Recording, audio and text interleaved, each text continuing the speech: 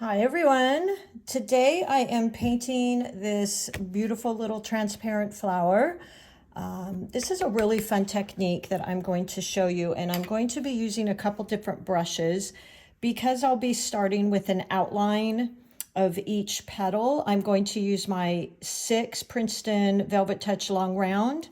It's got a really nice point here that I like, and honestly, to pick up the paint, which you'll understand once I show you here, you can use any mop type brush that I'm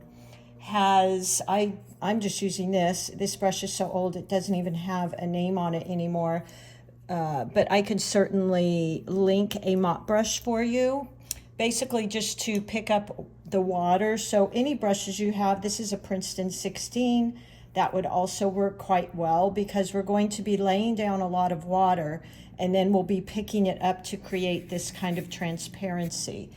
So this is our goal here. I'm going to be using my MeiLang palette as always. You can use your Winsor Newtons and just basically choose whichever pink or reddish color you want. And then also like a cad yellow, and this is just a sap green.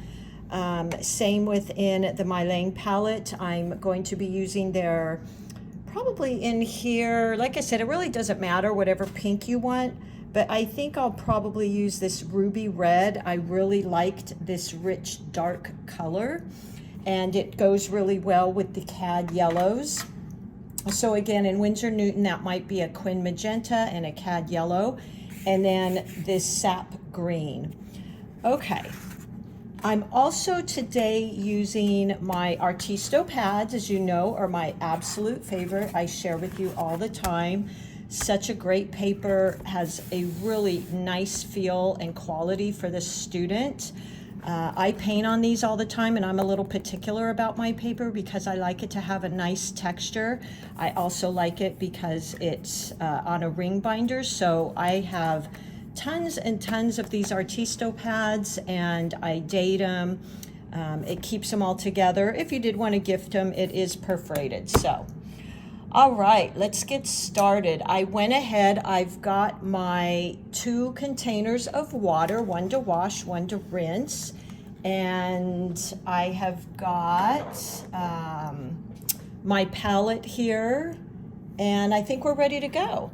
So choose your pinks, get them ready on your palette so they're ready to go. Because this is also very much a wet and wet technique, we want to have our paints ready to go. So let's get those in our palette now. Go ahead and choose your pink or red, whatever color you're going to use.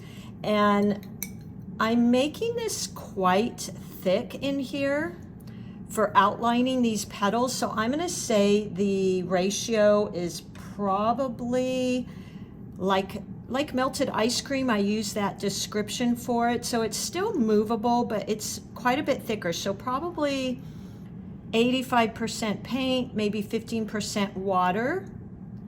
And that's what we're going to outline with. So I've got that ready to go here. I'm then going to go ahead and get some cad yellow in here. That'll be ready to go. My cad yellow has a little bit of another color mixed in it. That's okay. So let's just get that in the palette. There we go. So we've got plenty of that, and I'm going to be using a lot of water with this technique. Okay, so there's my yellow. My palette, by the way, is Miss Ceramics. I link her all the time. You guys seem to always ask me about that. She does these custom fun palettes for me. Mine just in particular has little daisies on it. All right, I want to first draw this, and if you'd like this drawing, I'd be happy to give you the drawing. Let's just, so I'm gonna kind of copy what I did here. With these petals, we're kind of looking at it from the side. So I will start with my one middle petal and go up here These petals are going to be a little bit overlapping. Like this. I've recently had a lot of you too ask me about what pencils I'm using. Keep in mind when I'm drawing for you, I'm drawing a little bit darker because I want you to be able to see. So I don't normally draw this dark. And then these are those little sepals. And then we'll come down with our stem. Then maybe do one more here. Like that. So I think that's a good shape. If you want, I've shared this with a lot of you, these kneaded erasers are really, really great. If you draw your, or sketch your flower beforehand and you just want to lighten the pencil marks, I'm not going to do it because I want you to be able to see my pencil marks, but you can just put this, these are great. They're like, I don't know, maybe $3. I will link it for you. And you can just roll it over. Let's see. Let me show you. It works really well. So if I was to draw that dark and you roll this over it, it will lighten that. So it works really well if you just want to lighten your pencil lines. Sometimes you can erase them after you paint, sometimes you can't. But again, I draw a little bit darker so that you guys can see what I'm doing. All right, we're going to go ahead and start this. So wash and rinse your brush and just tap it off. Forgot my paper towel here, darn it. And I'm going to go into this paint that we got ready ahead of time. And it's quite thick. And then let's start by, let's see, which one should we start first? Let's start this one here. So I'm outlining it. And then up here, I'm just carrying down some of that red, like that. Wash and rinse your brush rather quickly. And then I'm going to go in at the bottom of that petal with my yellow, and you can keep it quite watery here because I'm going to show you what we're going to do. Wash and rinse your brush, and let's go back in to this and pull it down. As you see me do this a lot. So now your petal is quite dark. What we're going to do, wash and rinse that little brush, go ahead and pick up your mop brush, and it should be rather dry. And we're going to go in and lift up paint with a dry brush, but not the edges. So I'm picking up, look at that. Wipe off your brush, pick up again. You can get it a little bit wet, but make sure you really wipe it off on your towel. And I'm just going to keep picking up and wiping off. So it almost has this translucency to it. Like that. All right, let's go ahead and go on to our next petal, which we'll do this one here. I don't want to go right next to this one till it dries a bit. And pick up a little bit more of that paint. I just added a tiny bit of water. So it's that milk or that melted ice cream, again, that type of consistency. And then I'm gonna go around this with just a light pressure of my brush, holding my brush almost upright. I'm tilting mine a little bit so I don't block your view. And you have to work pretty quick here because you don't want this to necessarily dry. And then just pulling down some. Okay. Wash and rinse your brush, dry it off, pick up some of that yellow for the base of our petal. There we go. Wash and rinse your brush. Pick up a little bit of that red again, but a lot wetter. And we start going in here. And leave some of these white spaces in there because that's really pretty. Going around these little sepals here. And there you go. Look at how beautiful that is. That is something I only can do with my watercolors. I'm grabbing, working rather quickly here. I'm grabbing my brush. It's fairly dry. And I start picking up. Lifting is what that's called. You can rinse the brush, but dry it off on your towel or your paper towel. And you're lifting the paint. Like this.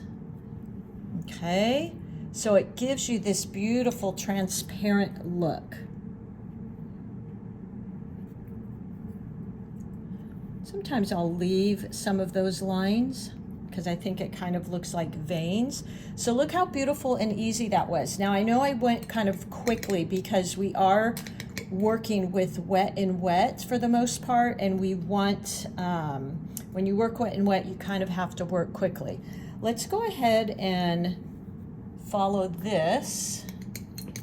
So again, I go into that creamy mixture of the red or pink that you've chosen. And I'm going to outline that petal. And then add in, but trying to leave in some whites. Wash and rinse my brush, pat it off a bit, and pick up that yellow. Go around that sepal there. Okay, there we go. Look how beautiful. Now this one I'm actually going to leave just how it is. I'm not even going to, well, maybe let's lift just a tiny bit, but not too much because I want it to look like it's in front of this other petal. So actually, you know what? I don't think I'm really going to lift much, okay? And then let's do this petal in the background because I think these are dry. So I go back into that red paint. I'm outlining because I can see the outline through these petals, and try to leave some white space. Now I want my paint to be a lot darker than that and a lot wetter too than I normally have you paint. Working fast, wash and rinse my brush and go into that yellow. Painting around the sepal.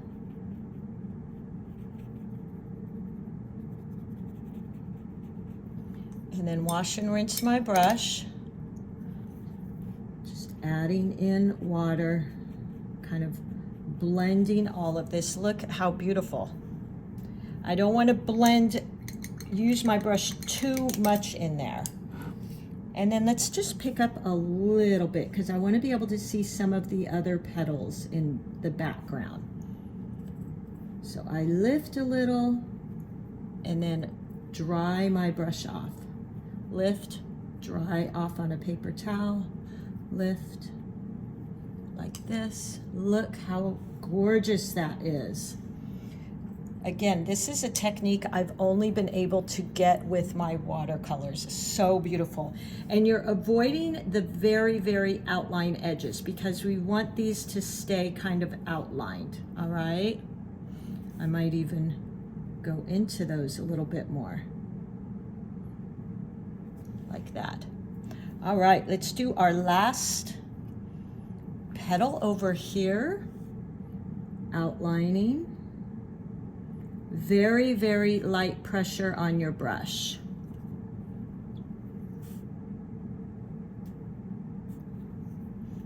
And you want this to be pretty wet up here because we're blending and leaving some white spaces. Wash and rinse my brush. Pick up that yellow and start blending here. So, so beautiful. Wash and rinse my brush. go in, and you can be pretty wet here because you're just gonna go in and pick it back up anyway. Look at how gorgeous that is. I'm actually not gonna pick too much up here because I'm kind of liking that it's a little bit darker. So just a tiny bit. There we go. How beautiful is that? And how easy is this? There you go. Let's go ahead and go in and we'll paint as long as this is dry. So this is dry on this side, and you can tell because it's not cool to the touch. This side's a little bit wet, so let's maybe do our stem first. I'm gonna go into my sap green, pick up some of that. I typically mix sap green and olive green, but I think for this one, I like the cooler green versus the kind of olivey green. So I'm gonna go in there, light pressure, to use the tip of my brush. I want to keep my hand rested on my paper and just light pressure here. Look at that. Gorgeous. So delicate.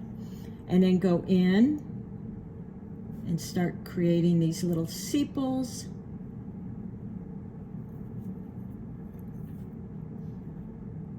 Again, making sure it's kind of dry. And then let's outline a couple leaves here. So let me grab some more paint.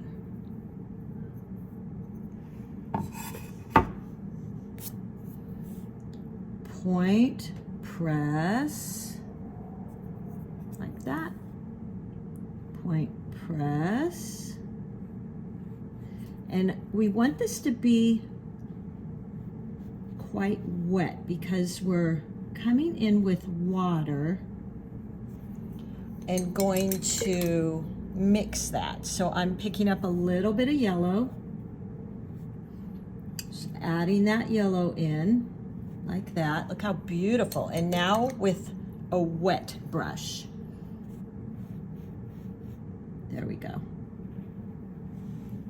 Gorgeous.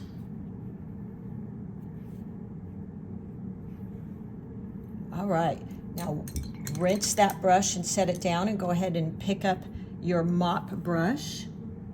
And I've actually got some red on there, so get rid of some of that red. You need to rinse your brush and then dry it off. The red isn't bad in there, but... And again, I'm leaving the outline.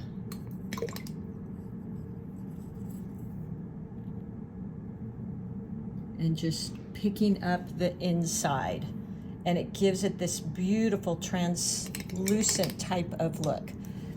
Yep. Let's go ahead and do our last leaf because we're going to make this kind of simple. Picking up my paint. This is a dark value. Now I'm going to make this one. This is coming out here. This is kind of going up here. Now this one I'm going to have coming out here. So working with those rule of odds, I have 3 kind of focal points. Actually going to add that in a little bit there. There we go.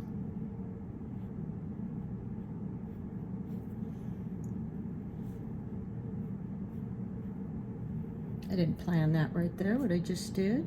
That's all right. But look how much it added to it. Okay, let's go ahead with this leaf on this side. Point, press, up to a point again.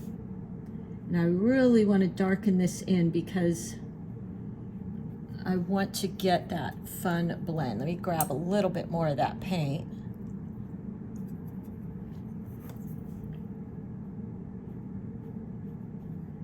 Point, press. And now I'm going to go wash, rinse my brush, pick up some of that yellow. Maybe put that in here in the bottom. Wash, rinse my brush, go in with your water so we can create this fun blend and flow of colors. And then I go in with my dry brush And you could actually almost leave this like this. I think it's kind of pretty. And I'm just picking up. Maybe that's all I'll pick up, and I'll leave it like that. I think that's really pretty. So there you go, a couple notes. This is actually using a lot of pigment on your brush, where when I teach, I'm typically having you start with a very light value, but we did go in here with quite a creamy mixture, okay? So this is really like, I love that metaphor of like melted ice cream. It's a little bit thicker than I would normally have you go in. And blending our colors. And the other thing is leaving these little white spaces. I think that creates so much interest. And then using a mop brush, I ordered, but I haven't received it yet. I will give you the Princeton mop brush link because I think it's really great. And aside from the filbert and the number 8 round, I really, really like my Degatos, of course, but this 6 long round, I've been using this quite a bit. All right, so there you go. I will see those of you on Tuesday for the hummingbird class. And if you have any questions, just let me know. I will get this drawn up for you and put a link to the drawing in the description and all of my colors that I'm using. So thank you so much, everybody. I hope you give this a try. I think it's really beautiful. And thank you so much for sending me your paintings. I just love what you're sharing with me. I get excited for you. All right, everybody, I will see you soon. Bye.